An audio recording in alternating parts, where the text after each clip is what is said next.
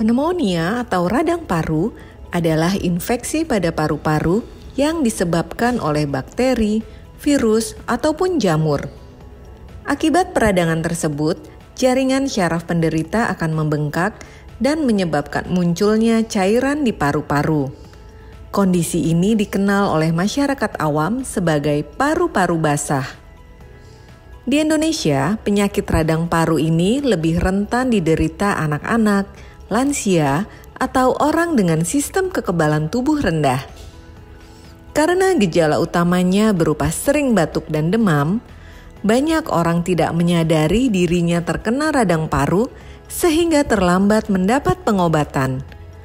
Yuk kenali apa saja gejala utama pneumonia dan juga cara mudah mencegahnya.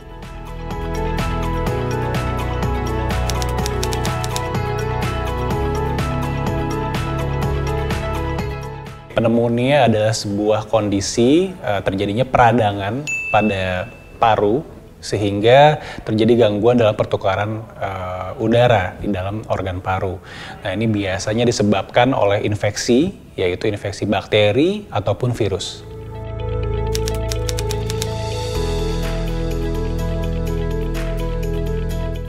Nah, ketika terjadi peradangan akibat infeksi, maka paru itu akan terisi oleh zat-zat dari peradangan, yaitu berupa sebuah cairan.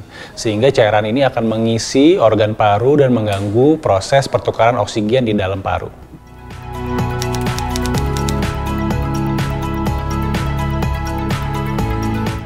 Ketika diperiksa ke dokter, maka kita akan evaluasi sesuai dengan anamnesis ya, dari wawancara yang kita lakukan, kemudian kita konfirmasi dengan pemeriksaan fisik ya, dengan stetoskop kita akan periksa, karena akan ketahuan tuh kalau misalnya parunya terisi oleh zat-zat peradangan atau terisi basah gitu ya, dan kemudian nanti akan kita konfirmasi juga dengan fototoraks ataupun CT scan untuk memastikan diagnosis yang akan kami lakukan.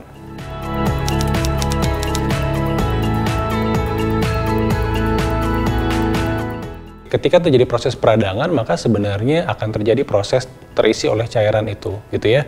Nah, namun memang biasanya sih tidak langsung hebat, gitu ya. Mungkin hanya di beberapa area saja terjadi proses peradangannya. Namun apabila satu, bakteri jumlahnya banyak, kemudian yang kedua, bakterinya termasuk bakteri yang kuat, atau yang ketiga, imunitas kita yang rendah, maka proses peradangan ini atau terisinya cairan di kantung udaranya ini akan menjadi lebih cepat meluas, gitu. Dan ketika ini terjadi, maka pasien akan menjadi sesak dan terlihat seperti keadaan yang paru yang basah.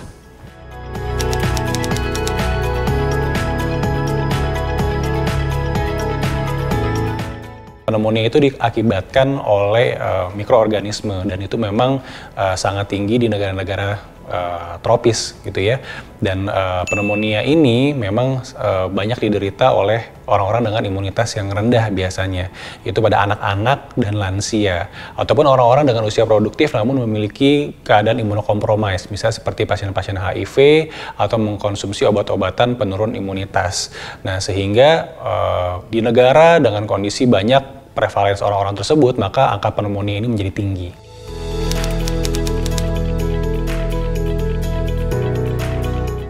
Gejala utama dari pneumonia adalah biasanya sesak. Itu yang memang menjadi ciri khas dari pneumonia.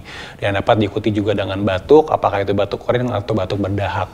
Kemudian pasien pneumonia juga mengalami kondisi demam biasanya. Dan pada lansia kadang suka nggak keluar tuh kondisinya. Bahkan gejala seperti misalnya kurang nafsu makan, lemas, itu bisa menjadi tanda-tanda pneumonia pada usia tua. Demam-demam, lemas, nggak mau makan, di ronsen pneumonia. Oke, hati-hati pada usia lanjut.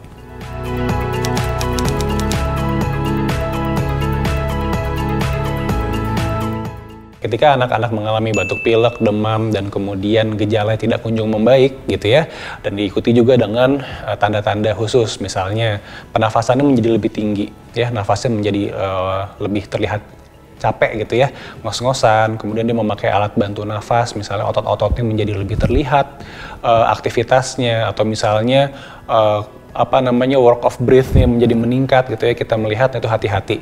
Apalagi sampai kalau misalnya kita lihat anak sampai kebiruan gitu ya, artinya sampai sesak hingga kebiruan, maka tanda-tanda ini adalah tanda-tanda bahwa ini bukan hanya flu biasa, yang mungkin bisa terjadi proses peradangan di paru dan ini bisa mengindikasikan ke arah pneumonia.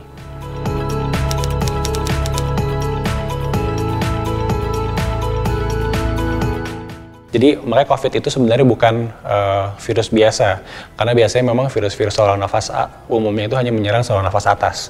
Tapi pada COVID dia bukan hanya saluran nafas atas saja, namun juga bisa sampai saluran nafas bawah sampai hingga ke paru gitu ya. Dan ini menyebabkan peradangan yang kita sebut juga dengan pneumonia virus.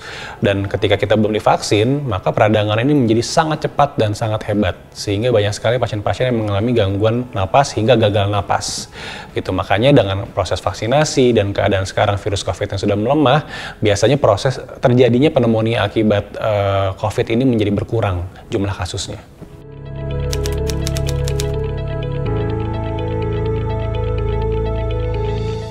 Prinsip utama pengobatan pneumonia artinya satu, kita berikan obat sesuai dengan penyebabnya. Jadi kalau karena bakteri maka pemberiannya adalah antibiotik, virus obatnya adalah antivirus. Selain itu juga kita bisa berikan suplemen oksigenasi untuk membantu pemberian oksigen agar terpenuhi kadar oksigen di dalam tubuhnya.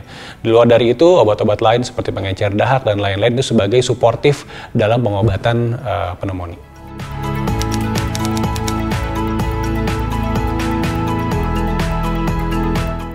Proses pneumonia ini yang disebabkan oleh infeksi, maka resiko resisten ada, tergantung dengan kumannya. Jadi seperti di rumah sakit misalnya, kuman-kuman di rumah sakit umumnya ada kuman-kuman yang cukup ganas gitu ya, karena sudah terpapar oleh berbagai macam jenis antibiotik dan resiko resistennya juga tinggi. Sehingga pengobatan pneumonia pada pasien-pasien yang di rumah sakit, didapatkan di rumah sakit atau di ICU, biasanya akan berbeda dibandingkan dengan pengobatan pneumonia yang didapatkan di rumah atau di komunitas.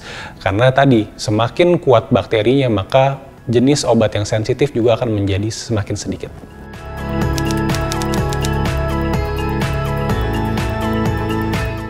Penjagaan utama yang satu adalah imunitas yang baik. Imunitas yang baik bisa kita dapatkan dari pola hidup yang sehat, makan makanan yang baik, kualitas udara yang baik, yaitu dengan cara tidak merokok, tidak nge-vape, ya, berolahraga. Dan yang paling penting juga adalah vaksinasi. Nah, vaksinasi ini bisa diberikan pada anak-anak, kemudian di usia lanjut juga, di atas 60 tahun. Namun juga saat ini sekarang sudah ada vaksinasi pneumonia untuk usia produktif, gitu ya. Meskipun memang diutamakan vaksinasi ini pada orang-orang dengan imunitas yang lemah.